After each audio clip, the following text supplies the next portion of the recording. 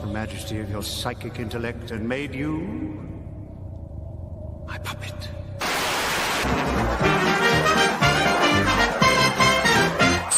It's a bullseye! And here's your host, Jim Boyd!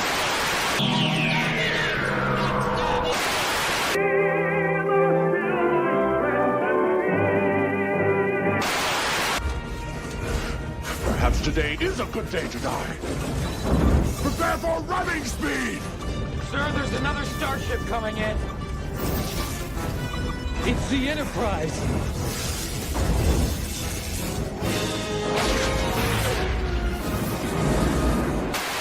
Bone, your shoulder bone connected to your neck bone, your neck bone connected to your head bone. Now hear the word of the Lord. Them bones gonna walk around. Take a base of action. Green group, skip across the holding sector of each other. Admiral, we have enemy ships in Sector 47. It's a trap.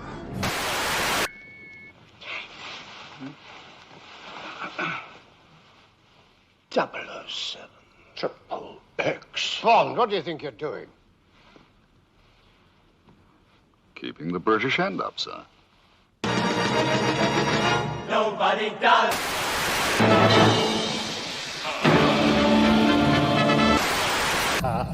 Sorry if I scared you. You'll like this bit. Yes, indeed, yes, indeed. You will like this bit. Blimey, that got on pretty quickly. I know. My new swanky high fiber internet has been dying over the weekend. Let me see if it's up back. So now I'm back on my SIM card router. Let's see if it came back yet. It was like there's a technician coming on Tuesday, maybe Tuesday. Let's have a look. See what it's doing now. Oh, I'm scared to look. Ladies and gentlemen. Hang on, it's thinking about it. Anyway, so if I get back to if my fiber comes back, okay, now I've got to restart the speed meter to make speed test. There you go. Doing it. Doesn't look like it. Cannot find anything to connect to. Never mind. Anyway, there's a technique. I think coming on Tuesday, right? Tuesday for between 12 and 3 to see the problem is. I have a sneaking suspicion. I hope this is not the case. My cat may have been playing with the wire. It just occurred to me just now. Because it works sometimes. It doesn't work out. What doesn't work other times. It's been working like since 9 o'clock this morning. And yeah, it just stopped literally as I was about to start the stream, and then I start. Okay. This was a boomer moment, right? This was totally a boomer moment. I started, I sat down, I pressed the titles, right? All right, all the time, I like my Sunday titles. I was thinking about, I like my Sunday title. Oh, I was getting into it. Prepare for ramming speed. Yeah, all that stuff going on. Then I realized I hadn't started the actual stream. I had to stop that. And then I started the stream, and then so that was the explanation to my tardiness, ladies and gentlemen. I hope you find that fascinating. L'chaim, ladies and gentlemen.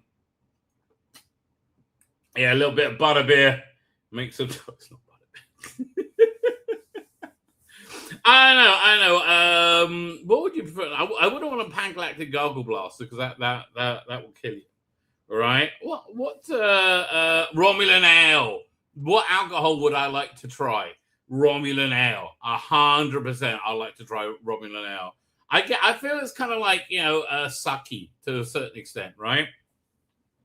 Klingon blood wine, it will probably kill you. It's like, no. It's too much, right? It's too much. But I think Romulan ale, what's there in the Star Wars universe?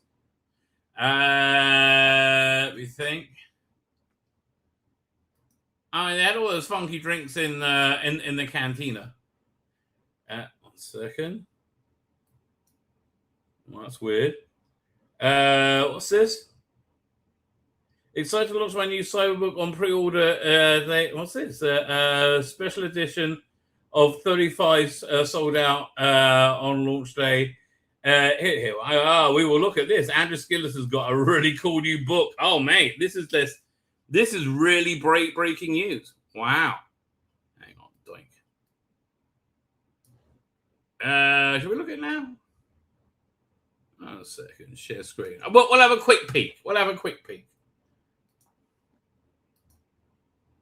Now, I happen to have and adore the Cyberbook, right? So we are going to look at this. What is it? Kickstarter? I have no idea what crowdfunding thing. Yes. You have got my interest up, sir.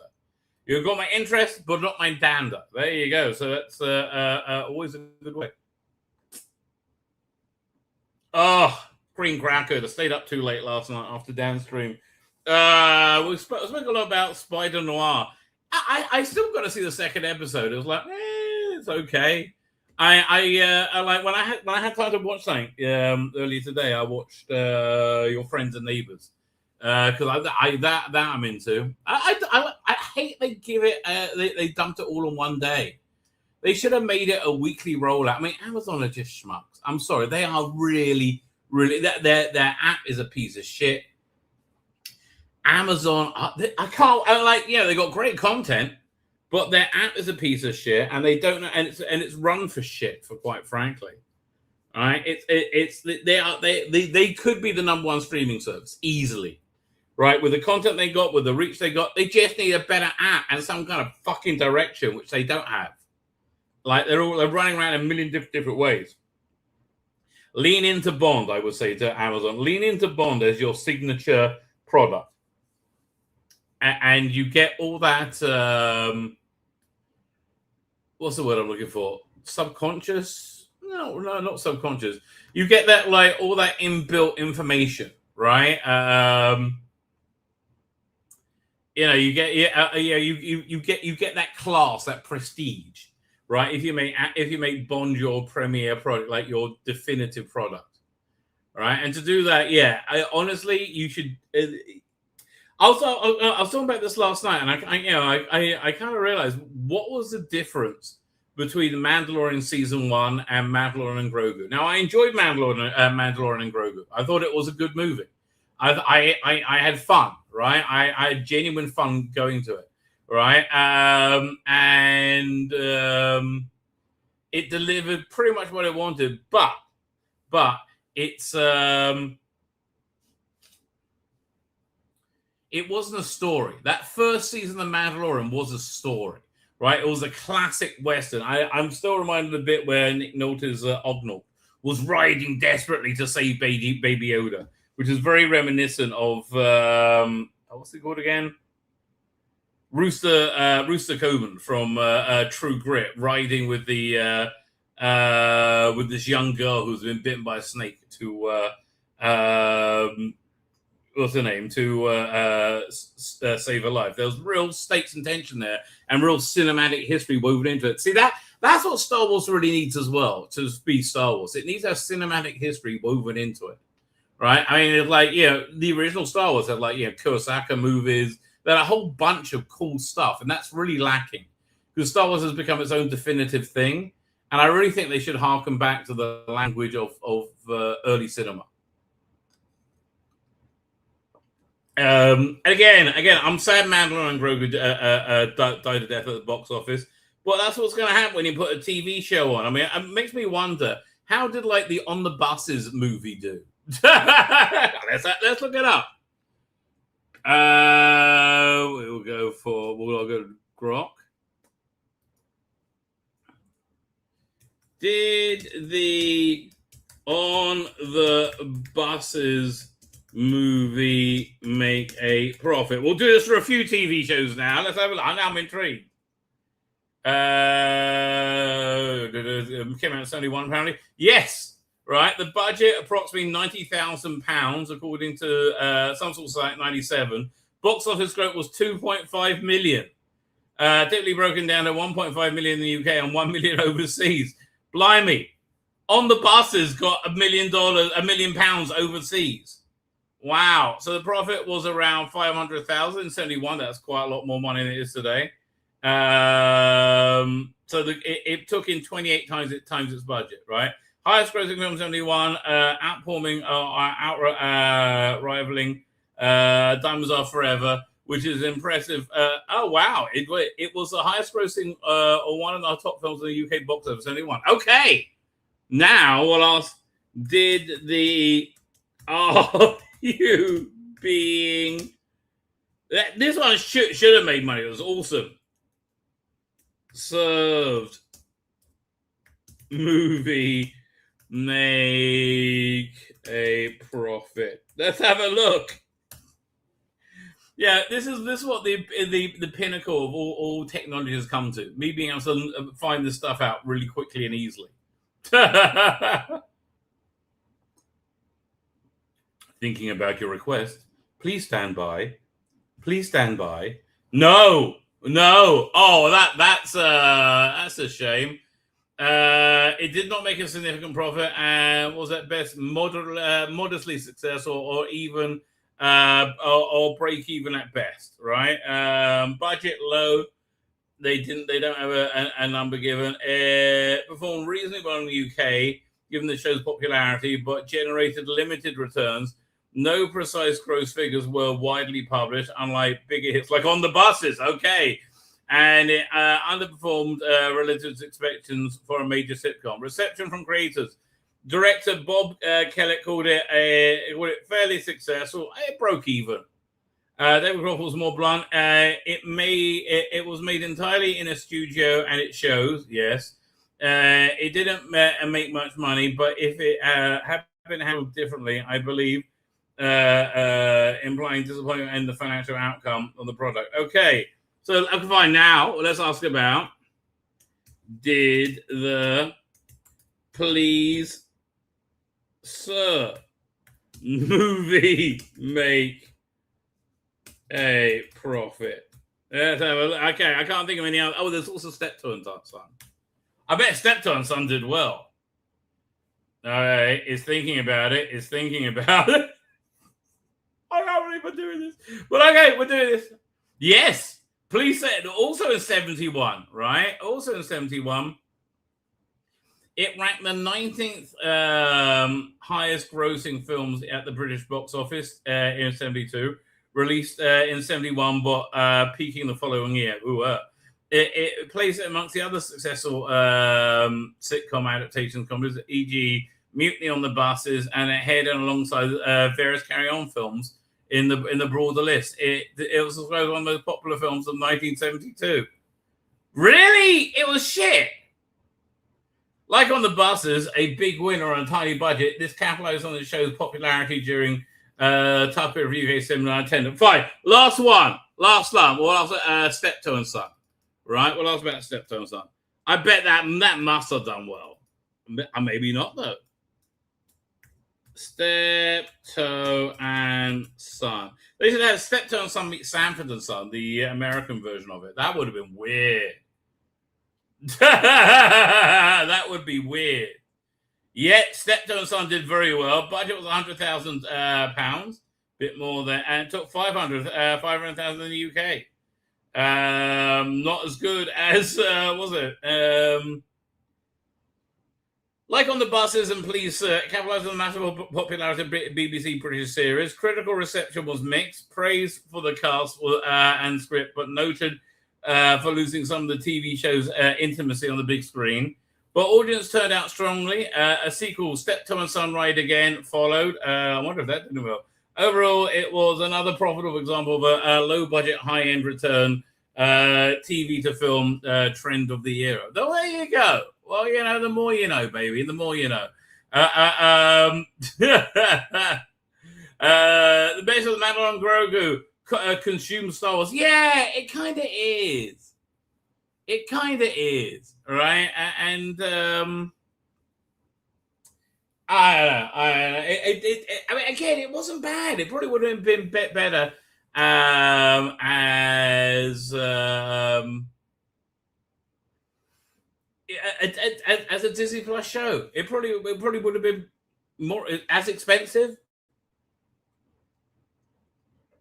But yeah, it strikes me that it really should have just been a Disney Plus show, right? Otherwise, which is essentially what it was. But again, I don't want to shit on it because it was kind of fun, frankly. What's this? Hang on a second. Now I'm looking at my bookmarks. I'm saying, oh God, do I have this? Oh, we got. Have I? We were going to watch that later. Okay, this just fits in seamlessly to what we were just talking about, right? This is Vic and Bob, Shooting Stars, do a Carry On Camping parody. I just thought this fits seamlessly in to where we are right now. Let's have a look. No, wrong folder. That one.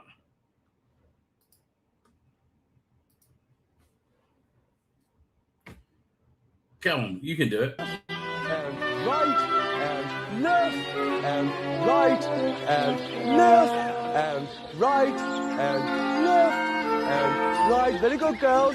Left, and right. Keep it up. Left, and right. Look at this. One of my all-time favorite Jews is Sid James.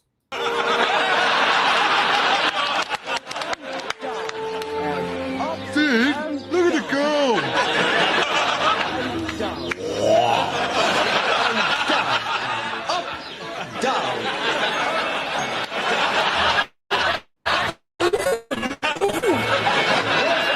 Fling. I know. I'm enjoying this more than the actual movie. Right. Fling. Together. Fling. Fling. Fling.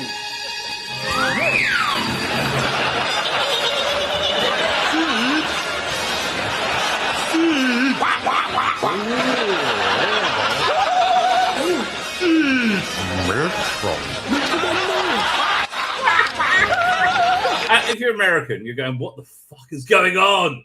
Now,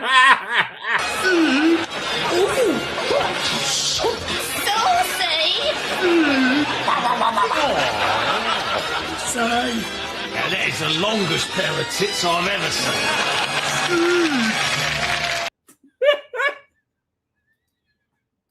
I don't, again, you only get this on this channel, ladies and gentlemen. Only get this. Why did we watch that? Because that's just the way I roll, baby. That's the way I roll. I mean, that was fantastic. I hate to say it. That was genuinely fantastic. What else we got? I got a few other. Unfunny BBC comedy show Have I Got News for You has run its course, as mentioned. Restore Britain by splitting the right into. Let's see what they have to say. And I can't believe they got Anna Kasparian, the bonkers conspiracy super leftist who got drummed out the super left for not being a super left enough as host. Right? It is beyond me. It's so sad when I watch Have I Got YouTube clips because they're all so old now and pathetic. Right? They're genuinely old and pathetic. Doing in the polls in Makerfield. Oh, they were doing not as well as they thought because of Restore. Is that right? Yes. There's been a split on the right. Yes. And doesn't Elon Musk support Exactly, Restore. Restore? Yeah. There was an Elon Musk story last week, I think. He's been complaining about... I mean, like, they are so obsessed with Elon Musk. But no, you're broken the control. I mean, look at Paul Merton, you sad old fuck. Look at you. About a coming up film by...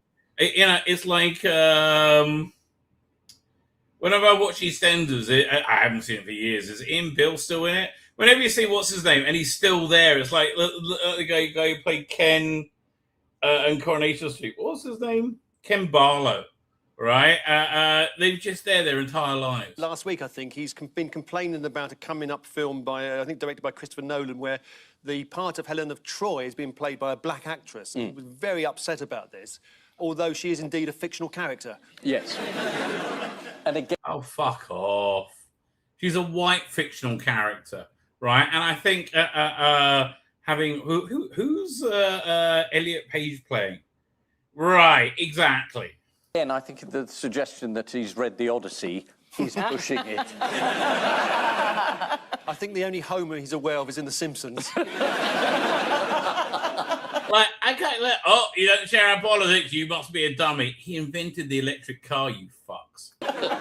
It's getting down and dirty, though, at this by-election. Yes. Everybody is going for their social media, millions of viewings of Restore, because up until now, I'm not sure that many people had heard of the party, or even perhaps Rupert. I think there's enough time between now and the next election for Restore to really pull it together. Lowe. Lowe was most famous for standing on the cliffs in Great Yarmouth and said, look, there's a boat full of illegal immigrants, call the Coast Guard, which they did and found it was a charity row. I just don't believe a word that comes out of his mouth. By some Olympic Marines, were they ex-Marines or something? Yeah, and he said, I won't apologise for my vigilance.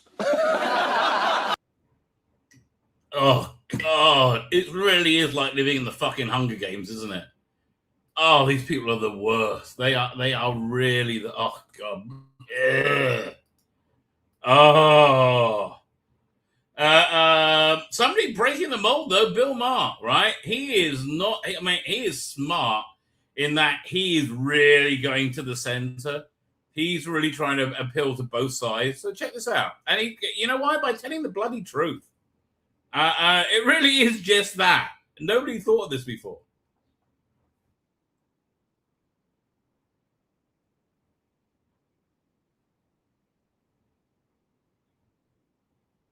Is it on screen? Hang on.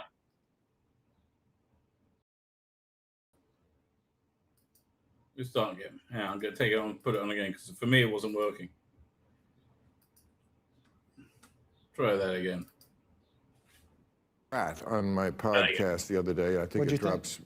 You know what? I know I'm supposed to hate him. Okay, so he's the non-Democrat running right now, right? It's probably going to win, amazingly enough, right? It's probably going to win, which, again, blows my mind. But that's how bad things have got in LA. I don't. He runs great ads. Yeah, I mean, he's a nice guy. Yeah. He's what's charming about him is he has no advisors. I mean, I confronted him on, like, you know, this and this you're going to have to think about. No, I only care about the issues I care about. So he's very honest about that. It's funny because he's running as a Republican and doing quite well. Everybody out here is like, what do you think of Spencer Pratt? He's on everybody's mind. I was asking him about that. He's very un-Californian in that way for a guy who's from California. But then I found out he's actually very Californian because he sells crystals. Anyway, no, I think good for Bill Maher. Oh, look, looks like my fiber's back. Let's see if I can change over. Well, let's see what happens, ladies and gentlemen.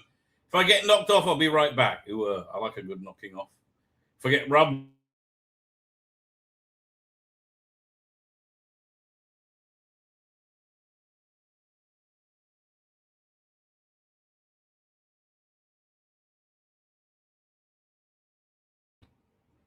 Oh, I'm back. There you go. Oh, there you go. Now we're on the fiber. If it goes out, I got the SIM card router warmed up and ready, ladies and gentlemen. No need to panic, right? No need to panic. Shall we look at we've got to get YouTube downloaded. House of the Dragon trailer looked good. YouTube downloader. Doink. Let's have a look. Where we go. And I've been getting tons of videos from this show called Mr. In-Between, right? Which looks really good, quite frankly. It's about this nice gangster called Ray in Australia. Does anybody else know this show? Because I've never seen it. Apparently it's on Amazon. Hang on. Here we go. MP4. We want an MP4. Let's open a few other windows, but you know, that's just the way it goes. It's nearly worth paying for. I was going to get a YouTube subscription just for this very function. You know, but it was so expensive. It was like $10 a month or something. I was like, what? For a fucking YouTube subscription? Are you out your bloody mind? It was like the same price as Netflix, Frank. I was like, something like that, which I am. I think I'm dropping Netflix. Here we go. Fine. Okay, here it comes. House of the Dragon. Now, I think Game of Thrones is on a bit of a resurgence now. It's still a tragedy that Dan and Dave, the coke-sniffing Game of Thrones guys, didn't bam out at the end of season 5, and they had somebody else take over, like these guys, right? Because A Night the Seven Kingdoms, fabulous. It was really, it's good. It's worth the subscription to HBO Max. Just watch that. House of the Dragon, people hated the second season. I mean, like, I like slow TV. Like, I like the Alien TV show. I was just saying it last night in downstream. Everyone was like, what? No, I do. I'm rewatching it. I like that kind of TV. Although it does look like it's picking up a bit from last season. Starts in a few weeks. Maybe we should give season 1 and 2 a rewatch before it starts. That might happen.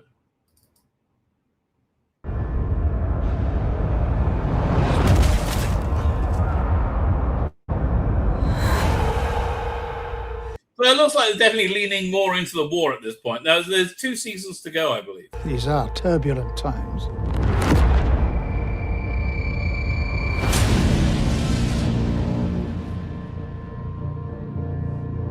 Rhaenyra is coming. You are no longer safe here.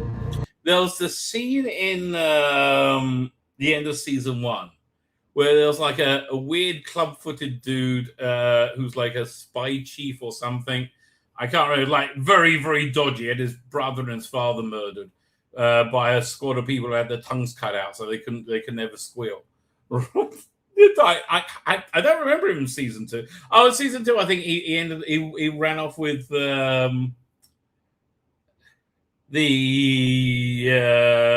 was it the Boy King after his dragon was felled, right? But yeah, there was a thing where she was trying to manipulate him into something, and she took her socks off, her stockings off, so and so you could see her feet, and it just like turned him on, something chronic, right? And he actually started jerking himself off, under his clothes. Well, that's the show for you. She was very good. It was the woman in who was it? She was in what's it called again? That one. What show was that? With Gary Oldman. I can't. The spy show with Gary Oldman. Whatever that was. You are no longer safe here.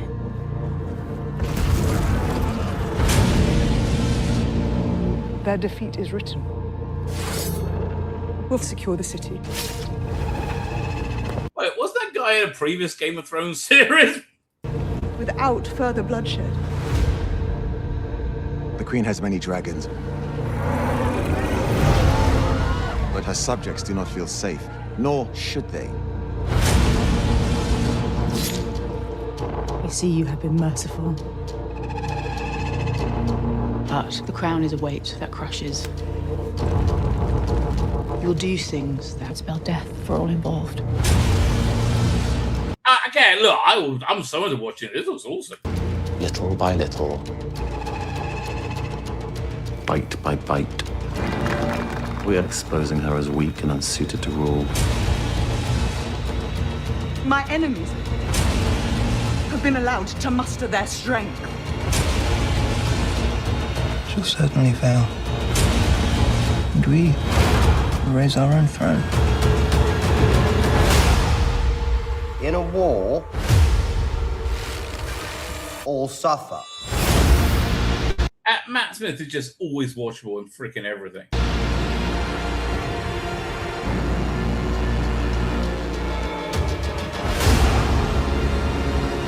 We've come so far, and yet you still don't know who you are.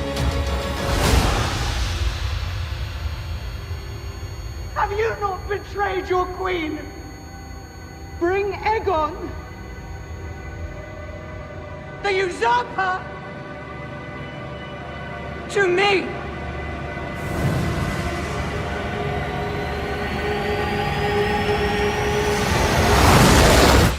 Did I not warn you? All right, I don't know if this is going to be a good season, but that's a fucking awesome trailer. Okay, that is an awesome trailer.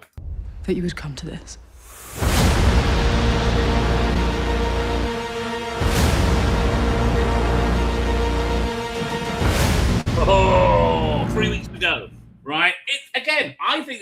worth a subscription to HBO Max. Now, I like all their Game of Thrones. HBO Max is by far my favorite streaming service right now, being followed by Apple TV. Although I watch a lot of stuff on Disney, I never watch Netflix. Like last thing I watched on Netflix was the Peaky Blinders movie, and that took two cities. Oh, which reminds me, let's find this trailer as well. Doink. Doink. Hang on. Here it comes. She cried. This is, I want to find the most recent one. I think it must be this one. Okay, now I've got to download it. Sylvester McCoy is being interviewed by a tranny in the Hooniverse show. Maybe we should cover that. Oh, Sylvester. You know, the world of the future is not what you expected now, is it? Right? You thought we would have flying cars, not trannies on telling us all about Doctor Who. No, we're going for again. I wish the people who are running BBC would finally understand that. No, we're not all into this, right? And no, that doesn't make us horrible bigots that want to kill gay people. No one's like that. Well, I mean, I'm sure some people are. Right, but here it comes. What's that? Fine. What's this? Okay, it keeps opening up new bloody windows. Did it download? I think it downloaded, didn't it? No. Hit download. Oh, stop living. Download now. I'm hitting it, but it keeps opening new windows. Think I might got it this time. Fine. Oh, I didn't even tell you I'm downloading. I've been watching a new show, ladies and gentlemen. Been watching a new show. Here's the trailer for it. I will tell you about the first episode after this.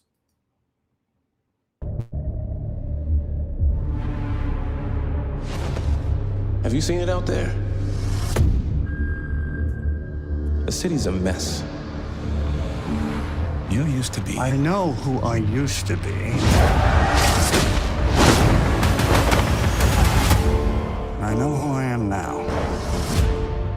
I'm starting over. Are you going to be a dick about it? Yes, actually, a private dick, to be exact.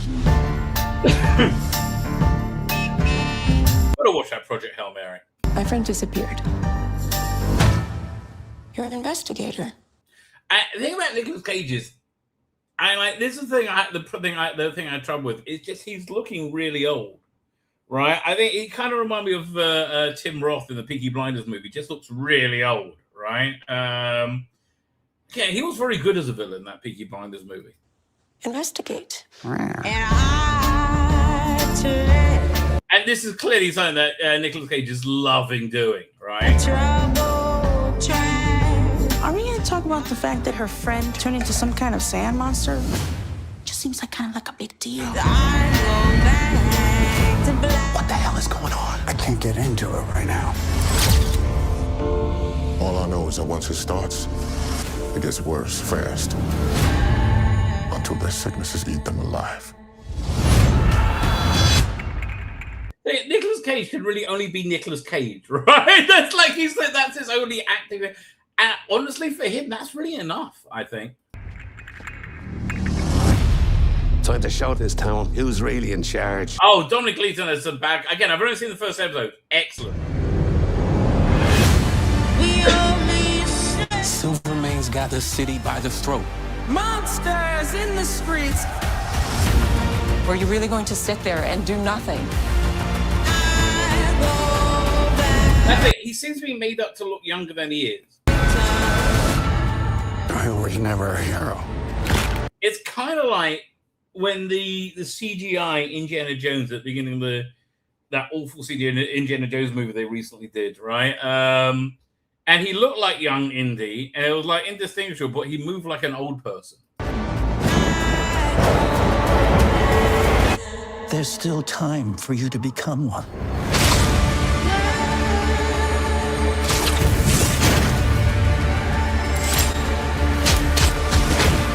You think I want to fight? I'll say this trailer is a fair representation of the show I've seen. Look at me. Wrong.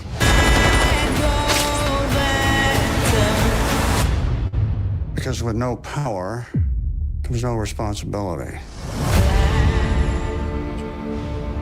So I hated that they dropped it all at once. It really annoys me. And yeah, okay, so there's the thing. You can see it in black and white or color, right? So I watched the first episode in black and white, and it gives you that very authentic, film noir feel, right? It really. But I think I'm going to watch the rest in color because it kind of feels like an oversaturated Dick Tracy. I think that's going to be a more enjoyable way of watching it. But I think the second rewatch is going to be in black and white. It starts off with this really good, cool line. Nicolas Cage narrated saying, people ask me what this universe, which universe this is. I think it's a weird question. It's the only one I've ever known, right? And so, I don't know if it's the 1930s. I don't know if it's 2020s, and they're just people they like, 1930s fashion. It doesn't matter, frankly, right? It's very, very traditional gumshoe detective stuff, right? Which is really fun. Like noir, like I mean, he feels a lot like what's his name? Humphrey Bogart. He's got that different bogey feel to him. I think intentionally. And actually, no, the only time I saw Nicolas Cage act was when he was playing, not when he was playing when he was in Kick-Ass, and was it Kick-Ass? And he played Big Daddy, right? And when he was being himself, he was Nicolas Cage. But when he was being Big Daddy, he had this like Batman delivery, right? It was really funny, right? It was really, really funny. So I think this is a success, right? Based on that first episode, I'm going to be watching more of it. This trailer got me kind of enthused. I think I'm going to watch the second episode tonight now because this is a good trailer. Let's just get into spiders, Bertie.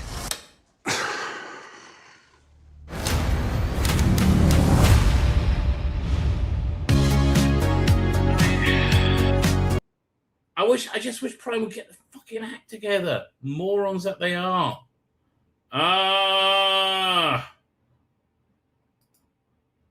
What's this one? I don't know. I had that hard drive plugged in.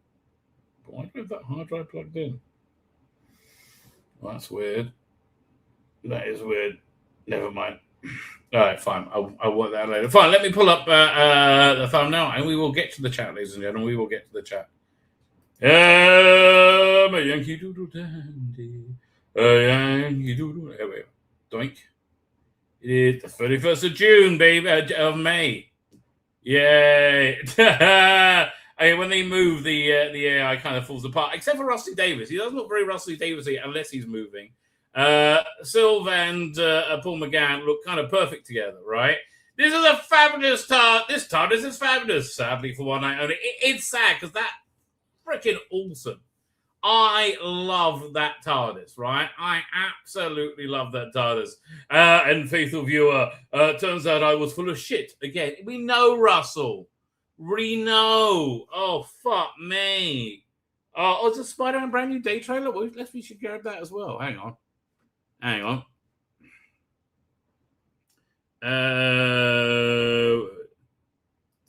me grab that as well. Hang on.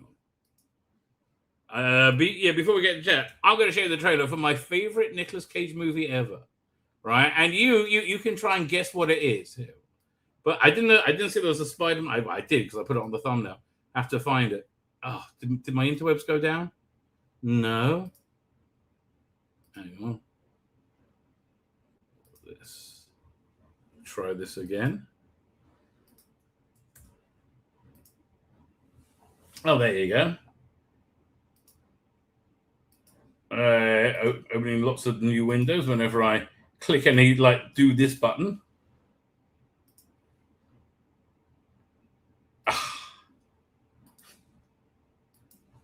I know future generations will be more adept with this, I think. I thought I had it that time.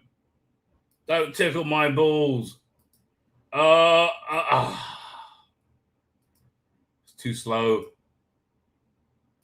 Oh, I think I got it. Now let me find the Spider-Man brand new day trailer. Spider-Man brand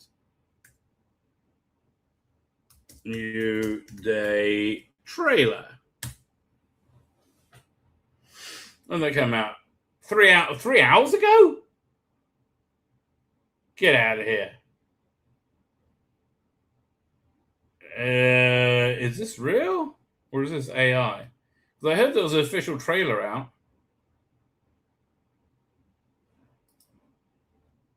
Alright, maybe this is AI. It's fan-made. Oh, but I thought there was a new trailer out. Apparently not. Okay. Apparently not. That's annoying. They released a new scene.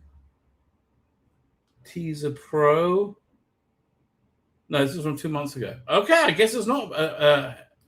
Let me spell it right. See if it. See if that helps. No, this is AI. This is a. Okay, I guess there isn't a new trailer. Maybe when we get to the news, they'll have a link to it. Now, did that other thing download? All right, here we go. Doink. Okay, no, really? I thought I downloaded the thing. Here it comes. Now, okay, you all can find out what is my favorite Nicolas Cage movie of all time. This really is it, right? And it's not The Wicker Man, let me tell you. This is the best Nicolas Cage movie of all time. Can I talk to Lula? You are not gonna see him ever. Okay, if you're a child of the 90s, you should know this by now. I'd go the far end And they just wrote it on the screen. of the world for you, baby. A man can't ask for more than that. You move me, Sale. You really do. I'll tell you a couple of the greatest Nicolas Cage lines that come from this movie.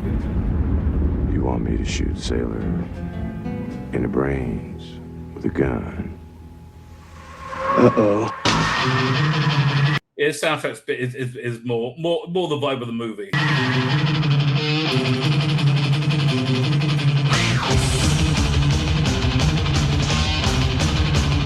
This is really David Lynch's best movie as well.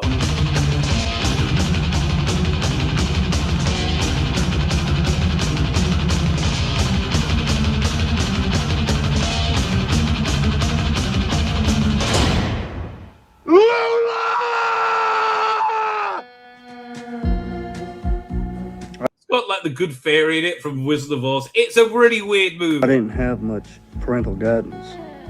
Baby, you better run me back to the hotel. You got me hotter than Georgia asphalt.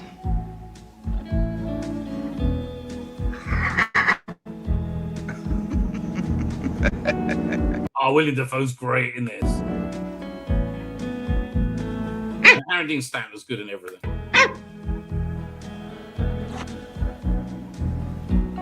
Didn't say much about Isabella Rossellini. I prefer her in Blue Velvet, to be honest with you. This whole world's wild at heart and weird on top.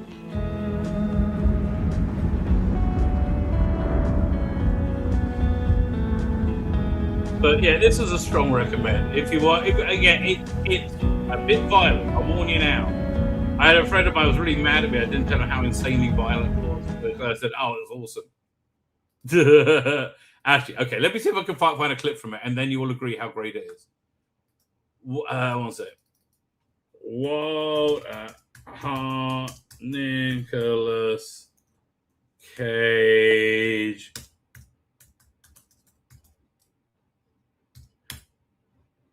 just let's see if I can find it. Oh, I can't find it on the interwebs. I don't have it. I don't think I have a copy of it on a hard drive to go to the scene. Oh, wait a minute. Okay, no. As we're talking Nicolas Cage, we have got to watch this, right? This is him promoting Wild at Heart on Wogan. This is going to be surreal. I remember this as it happened. Holy shit. Oh, my God. We'll get to the chat in a minute. Okay. I'm enjoying myself. There it comes. Converting. Please stand by. Download now. I think I will. Here it comes. This is even better. And then I'll tell you my favorite Nicolas Cage lines. But, you know, it's worth going on a Nicolas Cage tangent. Nicolas Cage.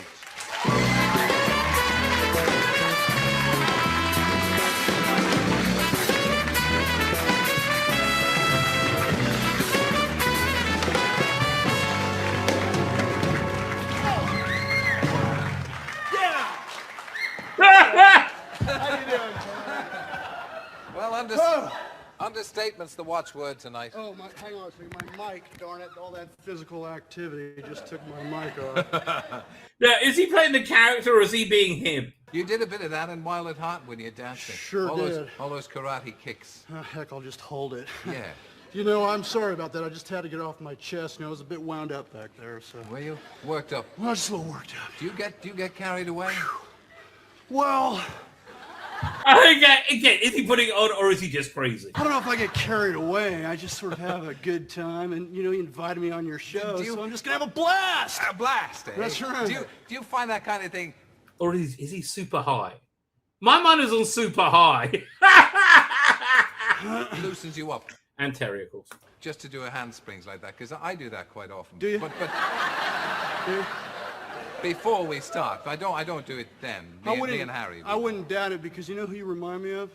You remember the TV Arnold show? Schwarzenegger? No, The Avengers. The Avengers. Remember Mr. Steed? Diana Rigg, I remember. Diana Rigg and Mr. Steed, Yeah. The Avengers. Give it up for The Avenger! All right. This is the most surreal thing I've ever seen. No, it's not so true. That's me. Now tell me about you. Let's talk about you now, Nicholas. Oh, sure thing. Because time's a wasting. Yeah, I got you. Wild at Heart, first of all, it's your new movie. And it's. I have to say, I saw it in black and white because my video machine is not working properly. And I thought, oh, it's arty. It's done in black and white. But it's in full color, actually. Yeah, it is, yeah. Yeah. And it's an extraordinary movie. Yeah, well, thank you. Yeah, and you're... Again, I'm not big on sycophancy, but you're great in it. Well, thanks. You know what? This leather's really hot. Yeah. Do you think Terry knew anything that was going on in this interview? You're sorry now. I gotta tell you something, guys. My mic isn't working. I hate to do this to you, Terry, but Mandy gave you a T-shirt. Yeah. And you're not going to give me don't. You're going to give me your snakeskin jacket, aren't you? No, I got to give you my Wild at Heart T-shirt. This guy is ready to promote his movie. I have nothing but respect. I'll just put this jacket. It's a big night for me, I can tell you. Wild at Heart. It's a big night for me. Tell me how you started in the acting. I mean, is that what you always wanted to do?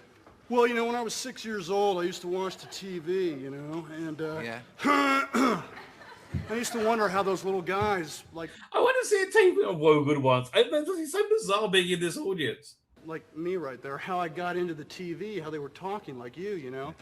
And I tried to figure out ways of getting inside that TV set.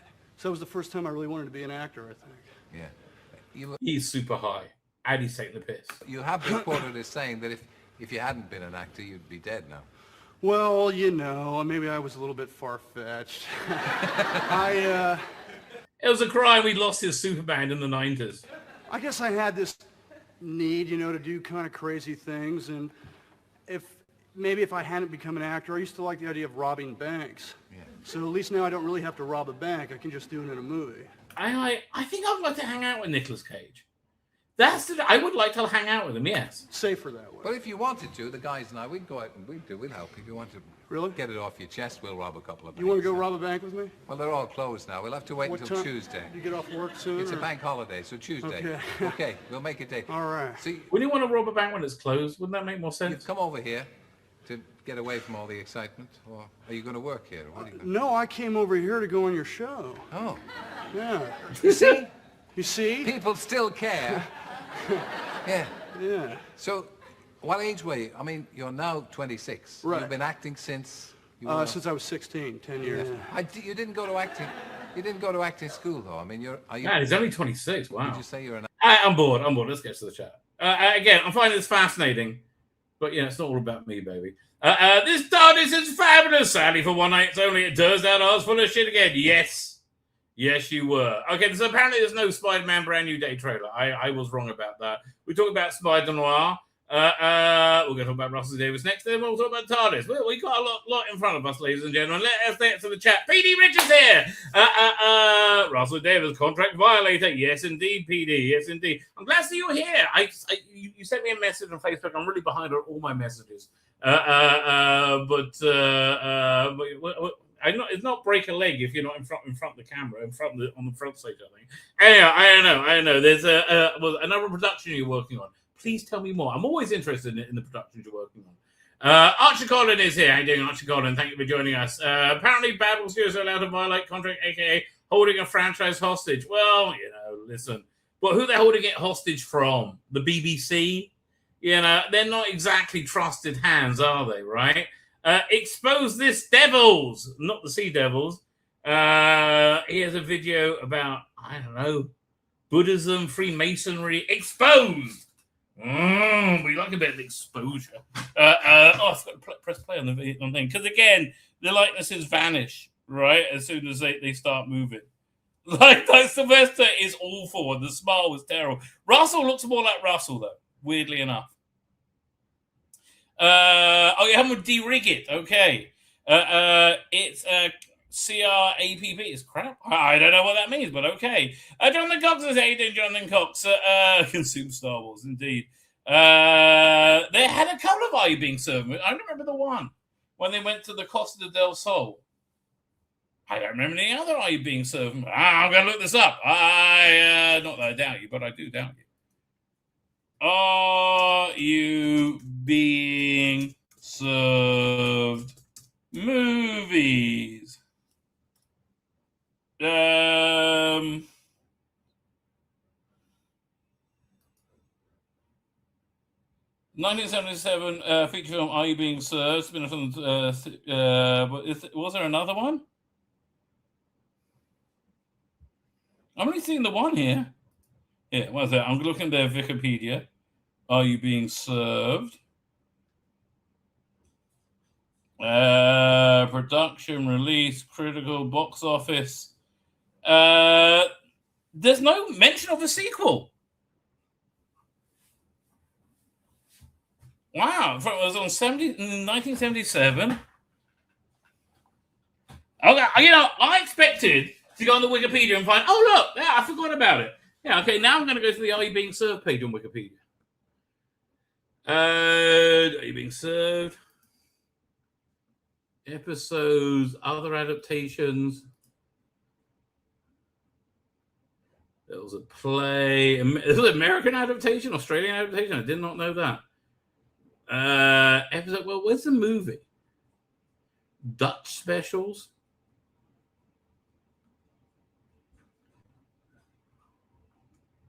I don't know.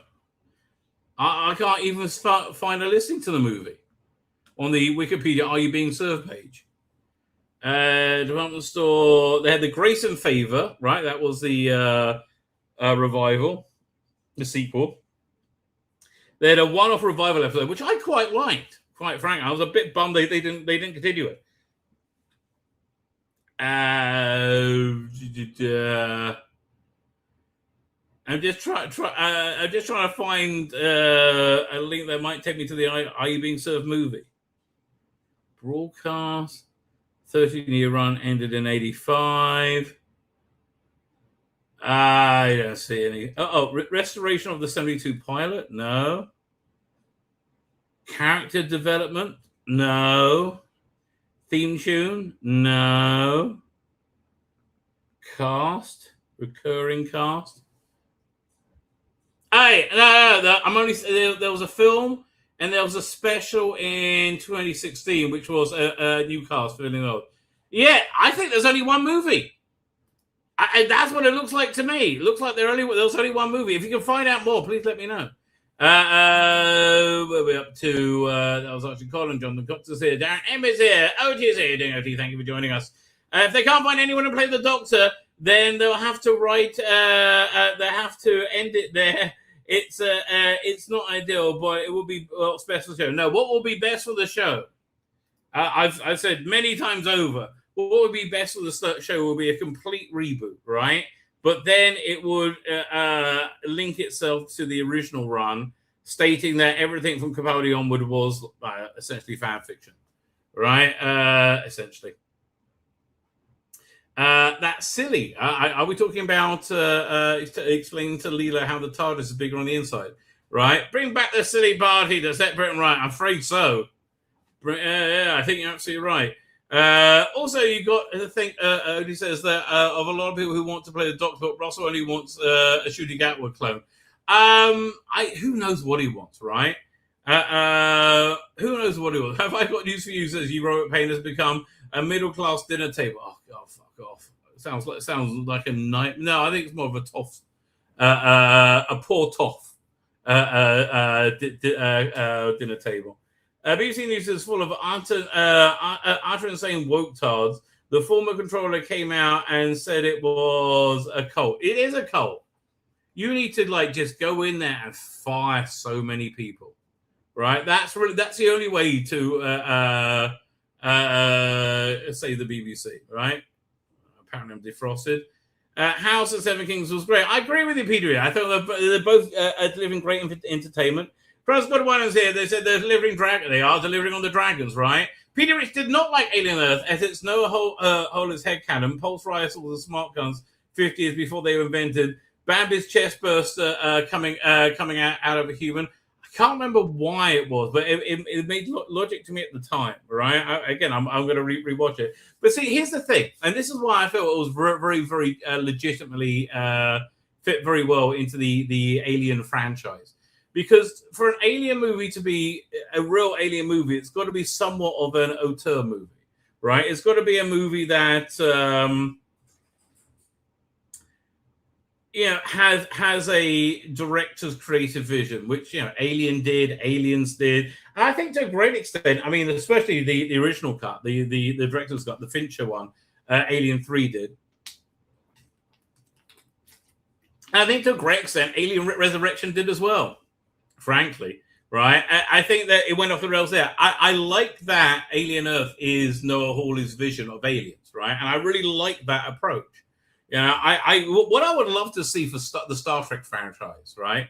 Or maybe even the Star Wars franchise, now it's really dead, right? Is, hey, you okay there, Daisy? You doing okay, honey? Yeah, you're a good girl. Is just give it to go to great directors and say, I want to see your Star Trek movie. Hello. Oh, you want to come in and say hello? One second. Okay. Wait. 1 second. I'll come and say. There you go. Hello, Daisy. Mwah. Hello. This dog will lick your lips. I'll warn you now. She'll lick lips. Mwah. Hey, Daisy, darling. Can I help you, my honey? Yeah. Okay, Daisy. I'm doing a stream, honey. Yeah, I love you too. Yeah, catch you later. Thanks for stopping by. Over there, you see my season 21. Season 21 ripping nicely. We're up to Resurrection of the Daleks. Yes. What was I up to? Oh, was it? No, I go to this one. There you go. And now it's gone. Hit remove. Do this. Here, 1 second. I'll bring the video back. Wrong folder. Oh, my life is a living hell, ladies and gentlemen. Let me tell you. There you go. Where are we up to? Doctor Who being held to ransom by Bad Wolf.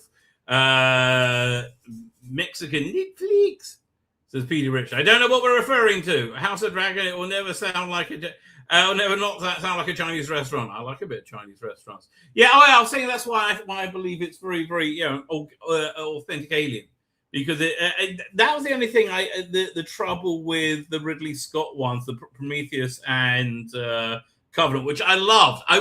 They should do the third chapter in that as a mini series, right? That would actually get a lot of eyes on it, right? I think that would do very well, right? I'd love to see that story completed.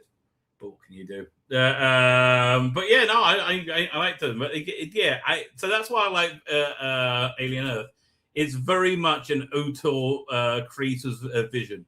You may not like his vision, which is fair enough. I get it, but okay, my favorite Alien movies I like the weird creepiness of an Alien movie rather than the action. Right? I like the Yeah, I prefer Alien 3, especially the director's cut, over Alien 2. I really genuinely do. Aliens, I should say. Right? I really genuinely do. And I think Aliens is a near perfect movie. I'm saying my personal preference is that kind of weird movie. The sort of stomach churningness of it, right? What are we up to? Someone's crushed a spider like that in my office. They'll be out the door. Blimey, okay. Graham J is here. How you doing, Graham J? Thanks for joining us. I said hello to you once. I'll say hello again. I didn't tell you my favorite Nicolas Cage line because I couldn't find a clip of it. Okay, so there's two great Nicolas Cage moments in Wild at Heart. One where he's telling a story to Laura Dern, who this is a movie that she's the hottest in, but she's got that sort of wealthy trailer trash hotness, right? And you see from his point of view, a woman with a voluptuous backside, right, walking up the stairs, and he's following her, right? Because you're just seeing from his point of view. And then it cuts to current day, and it's Nicolas Cage telling the story to Laura Dern. And he goes, and then I reached out my hand and put it between her legs, right? And you see his hand go and like, it cupped her ass. I can't remember what it was, right? And the woman turns back and looks at him and goes, "Oh, baby, what a bad boy you are," right? So then it cuts back to Laura Dern and Nicolas Cage telling the story. And Nicolas Cage and Laura Dern goes, "Oh, baby, what a bad boy you are." And Nicolas Cage goes, "That's just what she said." It's one of my favorite lines of all time, right? And there's another time where Laura Dern tells Nicolas Cage that she's pregnant, right? So he pulls out 2 cigarettes and lights, go, and waits for a second, then takes a second drag, and they're both for him.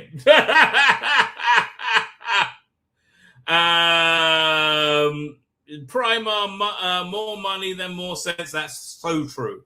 That's always been Amazon's problem. That's so true, right? And they got great content. Not the bees. Oh, don't mention the Wicker Man. That's the other great thing about Nicolas Cage. Yeah, he'll make any movie. You pay him, he'll do it. Saw those movies on a big screen early in the year to go. Mulholland Drive. Wow, says Graham J. The bet that was awesome.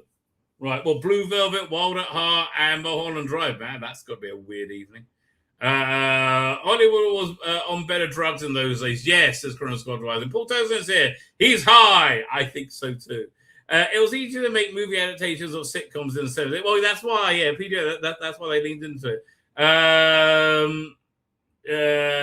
Maybe thinking about something other than Are You Being Served? I don't know.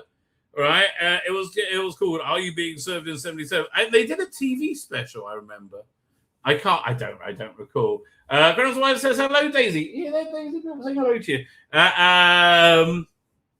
And Paul Tobin says excited about the Master of the Universe this weekend. Yeah, I think I might go. Is that out yet? Let's have a look.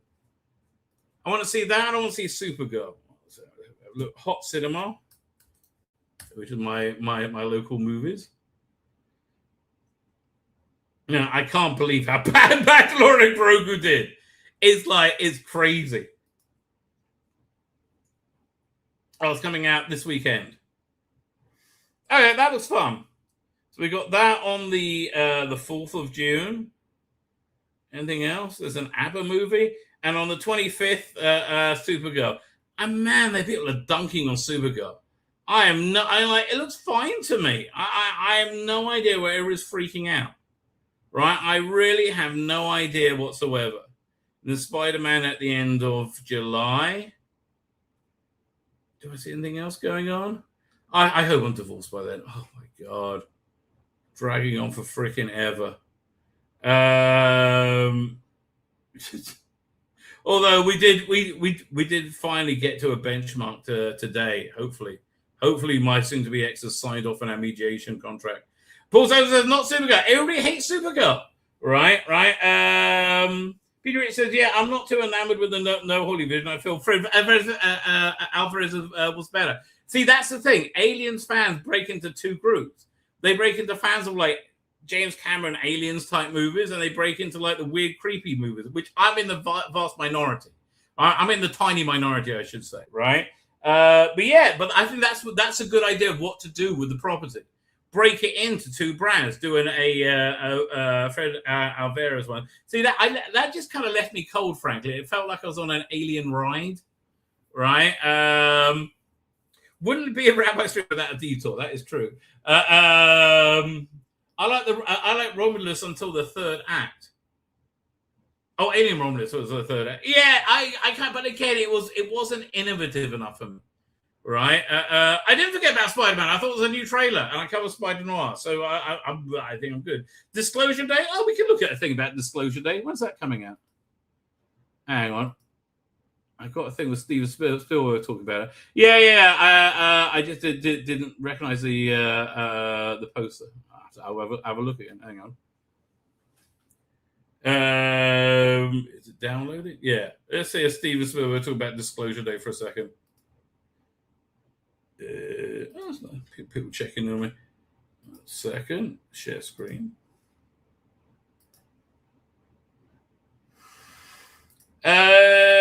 Drink. Of a real full disclosure is going to have to take into consideration the social dislocation, the essentially, the trauma, and all the questions, theological questions that are going to come up. There's this, I'm not giving too much away, but there's a scene where Eve Hewson, who plays Jane, says, I was raised to believe in a supreme being, and now you're going to show us actual supreme beings? She said, yeah, no, the qualitative difference between God and aliens, mate. The world can't handle both. She really believes that. It's kind of cool. Emily Blunt wearing a Jaws t-shirt sitting next to Steven Spielberg. That's kind of cool. Although, again, I've never understood why everybody thinks she's so hot. So I think it's not an easy decision to make, whoever eventually is going to make it. When is Disclosure Day coming out? Fine. Now I got to look again. Disclosure. I actually think this might be a bit shit. I think this might be one of his weakest movies ever. June 10th. Okay, now I've got to look back at the bloody Port Cinema, June 10th. Bukulanot, coming soon to theaters. I said now. I didn't even notice the poster. Right? Oh, here it is. Yeah, it comes out on the 10th. Okay, looks fun. I'm probably going to see Master of the Universe. I'm probably going to go and see Disclosure Day. I'm probably going to go and see Supergirl. Right? And Spider-Man Brand New Day. Nothing in August that I can see, though. All right? It seems like, nothing really good going on in August. What's that? I'm sure there'll be something added by the time we get there. I don't know. Well, let's have a look. Top August movies 2026. Let's see what Gujo has to tell us. Show more. Nothing. Colony, whatever that is. Finding Emily. The End of Oak Street. The Last House. Super Troopers. Crap, man, that looks really really shite. That looks really bad. I know. I have no interest in that whatsoever. One sec. I'm looking at upcoming releases. What else I got? July. Okay, fine. So August, The Last House. Okay. I don't say Good Luck. That's a Netflix movie. They're all bloody. Brink of War. That's probably going to be good. It's Angel Studios. Mutiny, Spa Weekend. Okay, none of this I recognize at all. Legend of the White Dragon, How to Rob a Bank. Okay, I don't know. Practical Magic 2.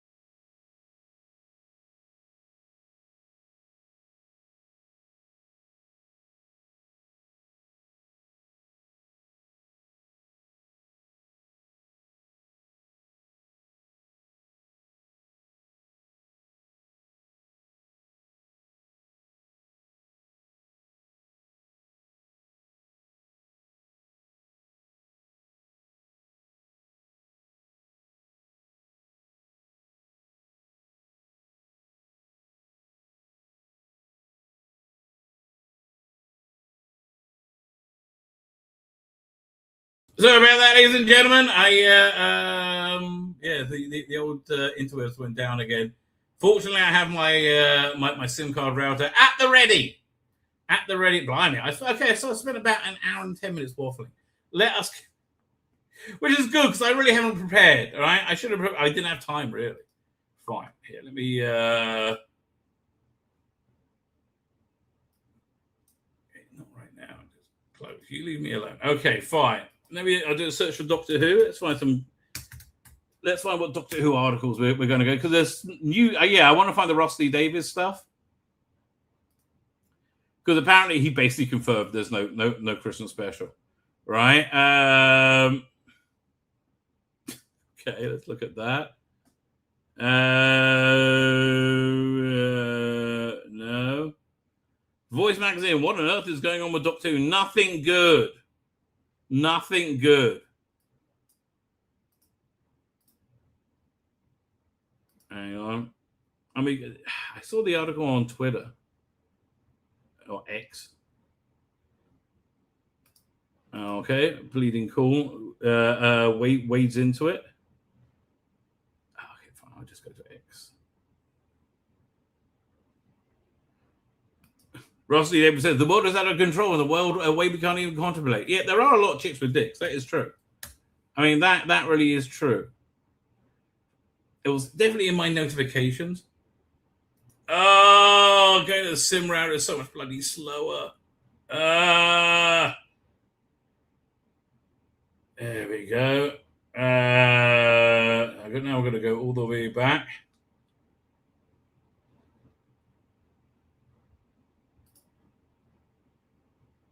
Okay, fine. We can look at it from here. This is from Doctor Who Production News. Okay, RTD, with some extra letters put in, according to Peter Rich, is not doing any more film. Yeah, okay, I'm literally about to get that. That's what we're looking at next. Now, if you recall, was it 2 weeks ago, Dan's channel, Type 40, broke the story that they were in dire straits, right? Dire straits with the Christmas special, because they hadn't managed to book either Billy Piper or David Tennant. And I think that's why Rusty Davies wrote multiple versions, right? So he said, well, we don't get David Tennant. We can at least get Billy Piper, right? Well, at least get Billy Piper, right? Hopefully, right? That should do the trick. But no. No. Well, okay, Practical Magic is a sequel that's 28 years in the making. Bloody hell. Why would anybody want to? I don't understand. I do not understand that at all. Anyway, let's look at this. Sorry. So Rusty Davies, I won't be back filming anything until next year. See replies. We will see replies. And we got more news as well from Gallifrey Base. The only reason to ever report from Gallifrey Base is to laugh at them, really. Come on, open up. It's thinking about it. You can do it. Well, while that's opening up, Tom Spilsbury over here shared on Gallifrey Base. The special has been doubtful for quite a while from everything I've heard. Let's see, though, it's not over till it's over. On a more positive note, I'm actually certain the show does have a future, even though it will take several years to get there. I agree with him there. Right? I agree with him there. I think Doctor Who does have a future. Yeah, and I think it is going to take several years to get there. Okay. I won't be back filming anything until next year. I mean, that's crazy. That's literally announcing that, yeah, no, we're gone. We're fucked up. That's it. They're done. After a recent spate of news questioning the lack of signs of production progress on the Doctor Who 25th Christmas special. Well, again, it was Dan's channel that broke the news that they couldn't book Billy Piper or David Tennant. They were all too booked up to film it, right? And they didn't know what to do. I'm like, there's a lot they could have done. I'm glad they didn't do the. I mean, it is funny that they totally didn't consider the Joe Martin approach, but everybody loves her, don't they? Doesn't everybody love the Fugitive Doctor? Oh, really? Not that much, apparently. Right? Not that much. Hosback Rusty Davies was backside with a stick, but would probably enjoy it too much. I was thinking exactly the same thing. Right? You can't do good Doctor Who with the current BBC. Yes. He might. It may as well delay. I feel the same way about New Bond. Right? I feel exactly the same way about New Bond. Like, why risk fucking it up? Right? At this point. But yes, like, this is like just waving a white flag at this point. I won't be back filming anything until next year, and you haven't filmed the special. A recent piece of news questioning the lack of signs of production progress on the Doctor Who Christmas special. Sean Rusty Davies neglected to mention the special when discussing the future career plans to James O'Brien. Oh, fuck me. James O'Brien is the worst. Oh, what a propagandist on the Full Disclosure podcast. The interview took place sometime in the first full week of May. Okay. According to interview James O'Brien, just an indication how absolutely up to the wire Tiptoe is. I mean, we're having this conversation 3 weeks before episode 1 goes out. Before the episode goes out on Channel 4. O'Brien referring to Davies's latest thriller series, which premieres today. Fuck me, I gotta watch it. It's gonna be a disaster, right? It is gonna be a woke disaster. But I think it's gonna be. I think you've got to watch it because the reaction is gonna be so bad, right? That's what I think. It's just gonna be epically awful, right? Super epically awful. Tiptoe. It's really going to be his most embarrassing thing ever. Yeah, God bless him. Towards the end of the podcast, Davies discussed the worsening state of the world.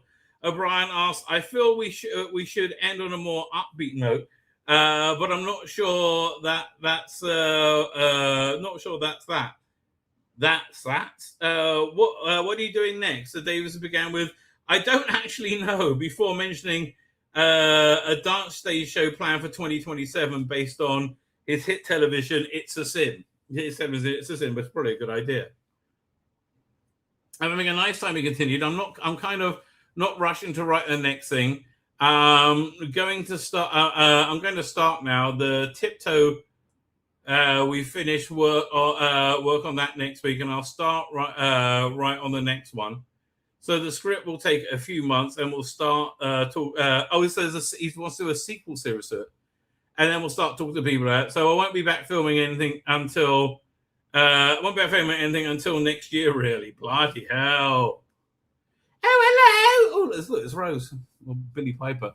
It's worth mentioning Doctor Who compared to Murray Gold. Confirmed on 26th of Davies had already written several versions of the script for 2026 Christmas special. That's what I think's happened. I think he's written the script and he's done and he's gone sayonara, right? I think that's what's going on with him.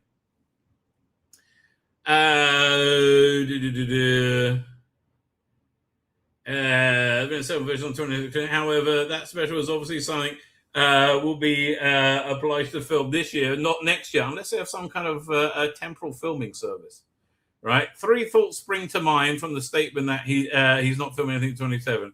He's not executive producer Doctor Who special. He's written and he's not involved with the filming. That's a fair take. That is a fair take. He's only talking about filming projects that he hasn't yet written. No, it's Clashing the Stores. Or the 2026 Christmas special was not going to be filmed. Yes, I think number 3 sounds the most likely. It's also worth noting Doctor Who Christmas special doesn't receive a mention when he asks what he's doing next. After bragging to the BBC Newsbeat in December 2025, after sharing a special to BBC bosses, it left them leaving them with their jaws agape, loving it. Oh, fuck me, it's Rusty Davies. He says that about everything. He has a shit. He said, oh, it was the bestest shit ever. He makes Donald Trump look like he's like, subtle. It seems strange that Mitch mentioning which is arguably going to go into production fairly soon if it's going to be ready for Christmas 2026. Well, you can start filming in October. You really could.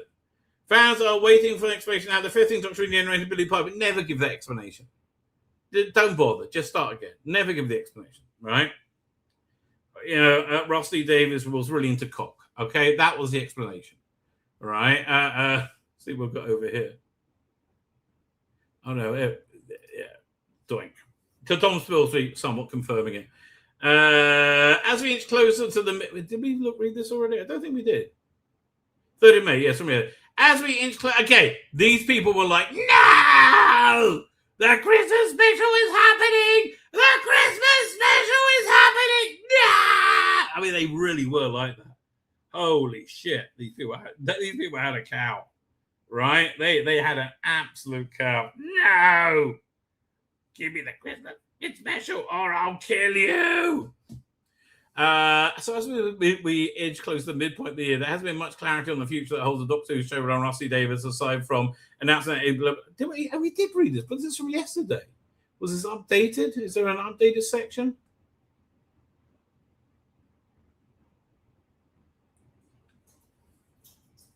Queer as Folk was ignored by who?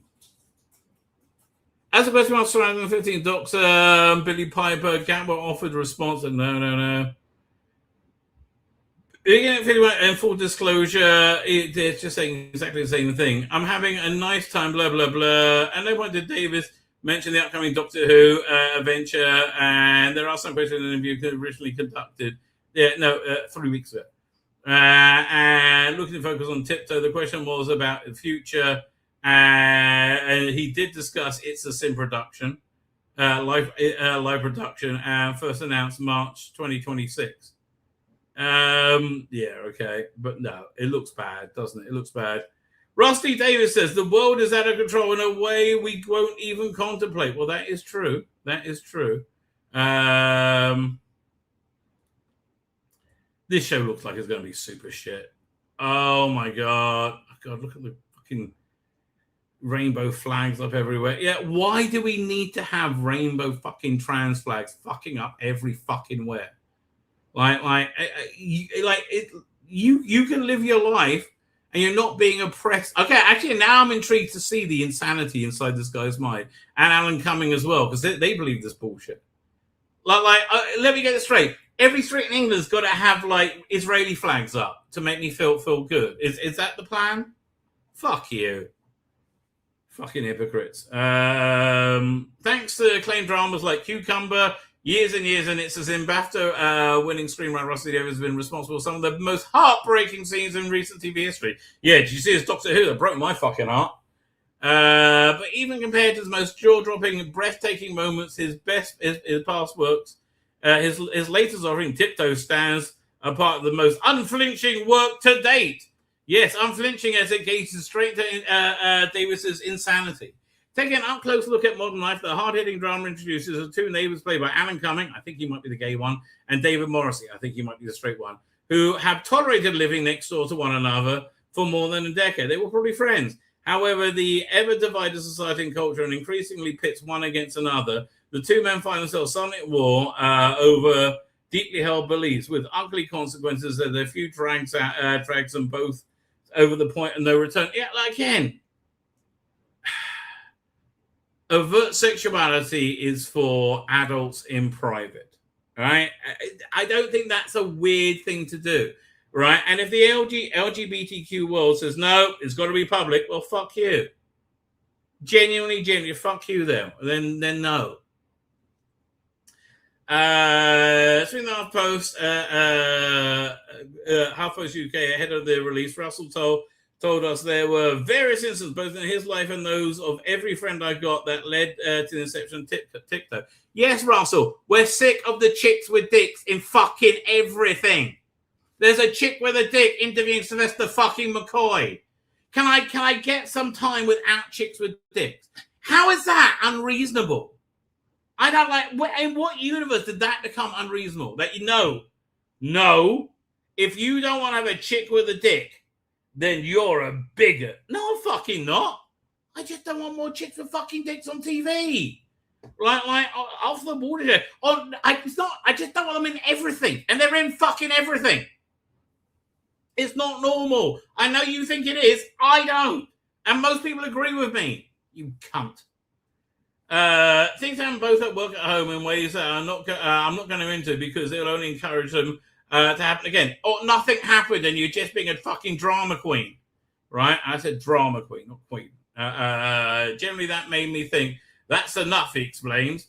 If this anger, this violence, and these lies are getting close to my life, I'm very privileged and lucky and a well-off position. So those who aren't so well-off, because I'm a superior person, they must be really bad. These times will be getting worse and worse and worse. Well, maybe stop with the fucking, was it drag queen story time and shit like that. Well, as friends in the queer community are feeling more and more pressure and more attacks on them. Excuse me, fuck you. Jews get 1 billion times more violent attacks. So fuck you and fuck you up the arse, even though you would do it. I guess that's a blessing for you. All right. In the current climate, Russell notes that these fears are also being fed by other marginalized people. No, look, dude, we all have differing worldviews and differing moralities. I have a Judeo-Christian morality, right? And I feel that cross-dressing is immoral. I'm not going to impose my morality on anyone else. It's like I'm not going to get a special police force to stop Jews eating bacon or shrimp, right? And I feel that is immoral, right? This is my personal morality. I'm not projecting it on you. But the vast majority of society would like sex to be a private thing. And it's better when it is. I have a friend in a wheelchair who's a wheelchair user, must be my therapist, and somebody turned up at her door, rang the doorbell, and she opened the door, and the man was saying, "You're lying, you can walk, you're claiming this on benefits." To her face, he recalls, "I don't fucking believe you." Right? And the fear of physical proximity was so frightening. The anger that I always thought was online is now visibly seeping in the modern world. Yeah, well, yeah, that is a bad thing. We agree there. He says, these feelings of fear, anxiety, and division only continue to rise up until he said, well, can you back down then, Russell? Can we not have Drag Queen Story Hour? Right? Can we? No compromise from you, right? So he writes out, until was literally driven to write. Oh God, the script's going to be awful. The script that eventually became Tiptoe. I had to, he explains. There was no way I was not going to write it. If they then refused to make it, I would still have felt happy to have written it because it would have got out my system. Why don't you have Big Finish to it as an audio? I bet you could crowdfund that. I want to look at that Andrew Skeleton book next. Tiptoe touched on the timeless themes like family, relationships, sexuality, gender expression. Gender expression is not a fucking timeless theme. It is a modern insanity. Fuck you, Gendrix. Fuck you. Oh, fuck the fuck sticks.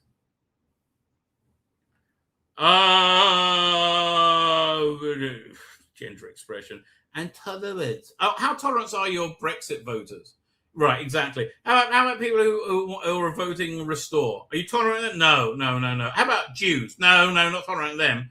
But he also hones on the thorny topics that are relevant in today's world, from misinformation and online radicalization to research on far-right politics, the manosphere, transphobia. I don't think chicks have dicks. Fuck you for telling me I'm a bigot because I don't think chicks have dicks.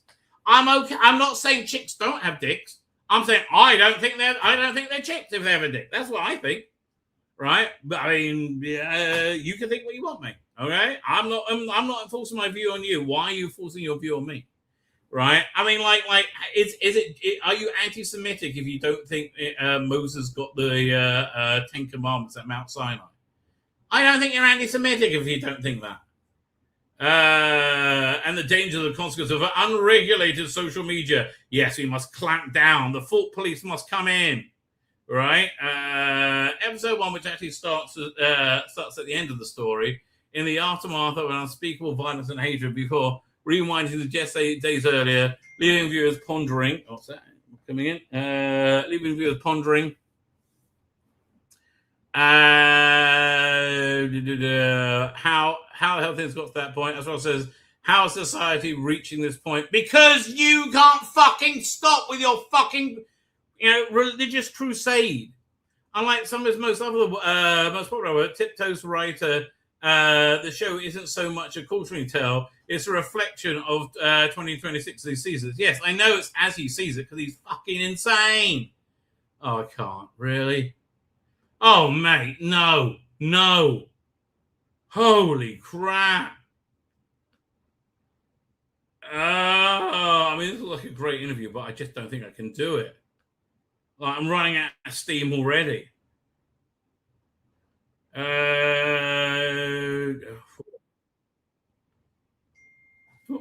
What's this? Nothing to worry about. The weaponization against me online began the moment I put a trans character in Doc 2. Yes! Okay, fine. Now we got to go back to it. What happens when we got visibility? We got equality, and when we got when we've got representation, what happens when they see us and they don't like us? We don't like it. I'm sorry. Yes, we think it's immoral. Yes, we think all these trannies are fucking immoral. The drag queens, we think it's immoral. We're happy for you to do it. I'm not imposing my morality on you. Right? What consenting adults do in private is what consenting adults do. It's none of my fucking business. As the owner, Leo is the owner of a popular venue in Manchester, iconic Canal Street. Leo, who fought for the LGBTQ plus equality over the decades, he has reflected on the progress made for queer people. A friend reminds him that that as a community figurehead, the employer of an employer of trans bar staff, he's still on the front line of the culture war. Whether he likes it or not. As Rossi Davies quotes these character concerns verbatim, it's not difficult to see similarities between Leo and Russell himself in these moments. Oh, the weaponization against me the moment I put a trans character into Doctor Who. Yes! I mean, like, for fuck's sake. I mean, yes. It's as if you had a Catholic priest as a companion, and they went back in time and met Jesus, and everything was canonically correct, and Christianity was confirmed in canon. Right? Yes. Don't push your fucking weirdo religious beliefs on me. Yes. That's what putting a trans character in. Oh, I just pushed it 1%. No, you fucking didn't. It wasn't just the tip, mate. After having a hugely successful reboot of Doctor Who, revival in the mid-2000s, he returned to franchise in 2020 and remains its showrunner and failed dismally. During his tenure, he repeatedly was forced to defend his vision of the show against far-right critics who argued it was too woke. It was everybody who argued it was too woke, and it's a total failure. Right? That was a total failure. The backlash against him personally, he says, began then, on that date. No, actually kind of began more. I was actually said, okay, Yasmin Finney, let's see what you're going to do with it. I think it began more when you had Tap Dancing Davros. Right? When it was first announced of being introduced a transgender character into the long-running series. Yes! We're done with the fucking propaganda. Yes! And it's never stopped. Yes, because, again, this isn't like something that we're going to let go. Right? He said before clarifying, with lunatics and idiots, there's no measure of lack of intelligence. Again, how's this got to do with intelligence? We share different moral systems, Russell. I don't say you're a dummy for your moral or lack moral system or lack thereof, right? Again, they lash out when they don't know what to say. There is no measure, and now, but that's now crossing over into the real world. That's the scary thing. Yes, your stranglehold on culture is fucking over. Yes, exactly. It's over. And that's the good thing, frankly, right? The lunatic action is being taken. What, like saying, no, women don't have penises. That's not lunatic action. Violent thoughts are being expressed and violent action is being taken only by, your side, your side of the fence. They can't deal with people not being, not sharing your views. The harsh introduction of the Cinecide Association aimed at me personally and in my own house. That really seriously makes me fear for the situation, for what the situation might be in the future. Yeah, no, you fucked the gay world, mate, and not in a good way. right? There's going to be a definite curtailing of gay rights, right? Not queer rights, which is what should have, but everyone's going to get hit by this. I think gay marriage is going to go down, right? Because of this, right? And I'm like, gay people could can pledge themselves to each other. Why not? I mean, like, I'm opposed to being called marriage because I think marriage is a biblical concept, right? But whatever. I'm happy for gay people to be able to commit to each other and like financially share their lives as well. I mean, like, they legally share their lives. I'm really up for that. I don't mind it at all. I mean, I'm not for me personally. I had always imagined that a death threat would not be deathly or not threatening claims, and now you realize it's becoming deathly and they're becoming threat. I don't believe you, because if anything fucking happened, you'll be waving it around going, look at me.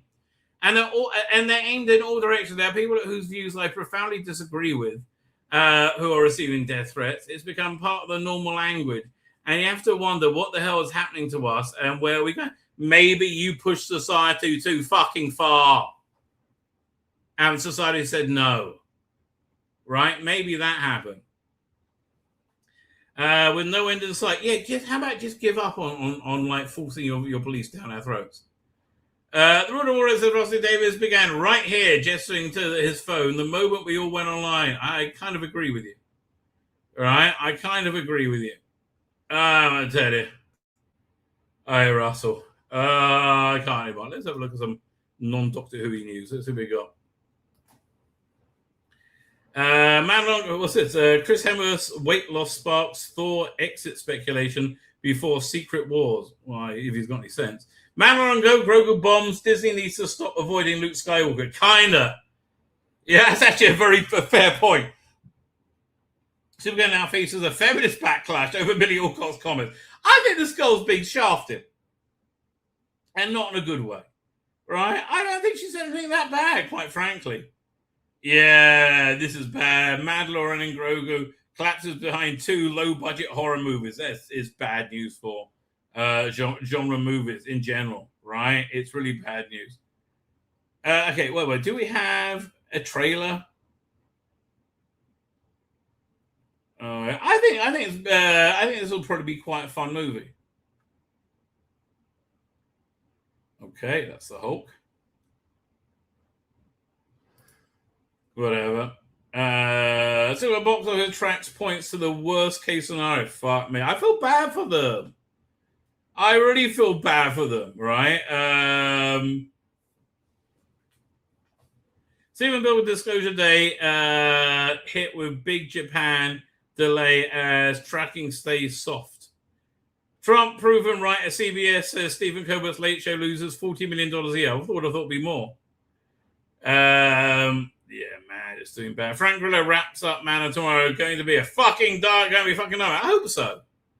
Again, I like James Gunn. I do like James Gunn. Marvel admits Brand New Day is the first real Tom Holland Spider-Man movie.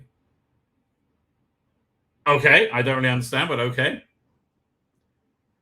Tom Hardy talks the return to Mobland after fan backlash. Okay, he's back? I heard, like, somebody said he was a falling out with Helen Mirren because she's pro-Israel. God, I hope not. Now we're saying Hardy was not fired. The door is still open for season 3 and things are being worked through creatively. The major shift after previous reports, the Paramount producers were already preparing to move ahead without him. According to the Variety, sources say Hardy was not officially fired from Mobland and talks are underway for him to return as Harry D'Souza. He's a great character. Source close production house said Tom was not fired. The door is not closed. Blah blah blah. Variety says season 3 was expected to go into production this fall with Tom Hardy reprising his role. Paramount Plus has not officially announced a renewal. The report follows from Puck News that Hardy had been fired after clash with executive Jez Butterworth, producer David Glasser, and the production company 101 Studios. Variety says tensions were real, but the situation is not final, as previously reported. The outlet adds there were no problems with actress Helen Mirren and actually posted her support for Hardy on social media. Well, good for you. Good for you. It's or maybe there was issues. Maybe he was upset because she's pro-Israel. I know. Oh no, I like Mob Lad. It's a good show. I mean, like it's Tom Hardy. It's Tom Hardy's show, right? Figure spoils the return. Okay, well, there's also the Hulk's in Spider-Man Brand New Day. And again, I like Feral Hulk. It's much better, right? Is that the only problem is I can't stand what's the name who plays it. Let's look at Fandom Pulse. I'm not going to look at the creation of my favorite TARDIS tonight. I guess we'll do that soon. I also got to rank the second half of Doctor Who, so we compare it to the BBC's the Radio Times ranking. Right, we got that to go. I also got to finish listening to the latest War Doctor release. Which sci-fi giant has the best chance of survival? I think Doctor Who. I think Doctor Who and Star Trek kind of neck and neck. The man who built Star Wars fandom shares what the opening scroll actually said in 1977. Don't we have it on film? Russell D. Davies, no, Odyssey tracking shows interest dipping in Nolan's modern film. Yeah. No, I think it's going to die a death, right? Amazon is spending 340 million Rings of Power season 4 that nobody asked for, and fewer will watch, right? Strange Worlds has a Kirk problem, and Kurtzman admitted it. Greek Style Hollywood, we did not vanish. Doctor Who, Christmas special cancelled. I think it probably, at first I didn't, but I think it is. Silo's coming back soon as well. Freaking love Silo. I think I'm going to wrap up because I'm a bit cream crackered, ladies and gentlemen. I am a bit cream crackered. Fine. I'm back on Tuesday for more fun and frivolous. Oh, Dr. Alex says, how are you doing, sir? New Labour has always been more authoritarian than the Tories. That is true. More sensitive, less freedom of ideas. Remember when Blair tried to ban FIFA Vendetta? Plum, I didn't know about that, but okay. Don't know who Marcy Lucas is, but apparently he's told off the Mortal Coil. We'll tell Melly Big Mouth to shut the fuck up. I think she's being shafted. I really think she's being railroaded. Right? PD Rich says Star Trek has the best survival chances. Okay, Star Wars is fucked. Right? Star Wars is fucked. If Mandalore and Grogu is at a loss, they are fucked. Right? Star Trek has to do that. Whoever does something good first. Right? If they do, if you had a reboot Doctor Who come on this Christmas, right, and just start from scratch, it was the first Doctor, whatever, and it was good, it would be fine. Nobody would be like, well, what about Billy Piper? Everything would be fine, right? Everything would genuinely be fine. What year is it now? It's 96. So 2 years to the 65th anniversary, right? On the 65th anniversary, you explain everything after Capaldi is fanfic, essentially, is a different universe. And then they have to reboot the universe to save it, which is essentially true. Fine, ladies and gentlemen, with that, I'm going to hit the end broadcast button. I'm going to hit it again, say good night, good luck, and may your God walk with you. And